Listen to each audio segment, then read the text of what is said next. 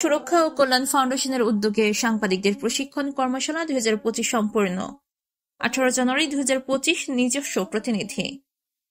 গতকাল 17 জানুয়ারি 2025 বাংলাদেশের বিভিন্ন জেলা থেকে আগত বিভিন্ন পত্রিকার কর্মরত সাংবাদিকদের সাংবাদিক সুরক্ষা ও কল্যাণ ফাউন্ডেশনের উদ্যোগে প্রশিক্ষণ কর্মশালা সম্পন্ন হয়।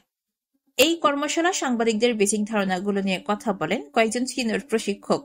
সকাল 10টা হতে প্রথম পর্ব শুরু হয় দুপুর 1টা পর্যন্ত। দ্বিতীয় পর্ব বিকাল 3টা থেকে শুরু হয়ে সারাদিনের প্রশিক্ষণের মেধা যাচাইয়ের জন্য 30 মিনিটে পরীক্ষা নেওয়া হয়। সন্ধ্যা 6টায় শেষ হয়।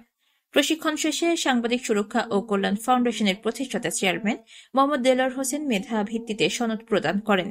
উপস্থিত ছিলেন দৈনিক পাঞ্জাবি পত্রিকা নির্বাহী সম্পাদক Talukdar Rumi, daily present time পত্রিকার প্রধান সম্পাদক ওমর ফারুক জালাল, দৈনিক একুশের বাণী পত্রিকার সম্পাদক, ওয়ার্ল্ড মিডিয়া ক্লাবের সভাপতি মোহাম্মদ দেলোয়ার হোসেন ভূঁইয়া, দৈনিক মাতৃজগৎ পত্রিকার সম্পাদক খান সেলিম রহমান, মিরপুর প্রেস ক্লাবের সাধারণ সম্পাদক মোহাম্মদ শিহাবুদ্দিন সহ বিভিন্ন পত্রিকার সম্পাদক, প্রকাশক ও সাংবাদিকবৃন্দ উপস্থিত ছিলেন।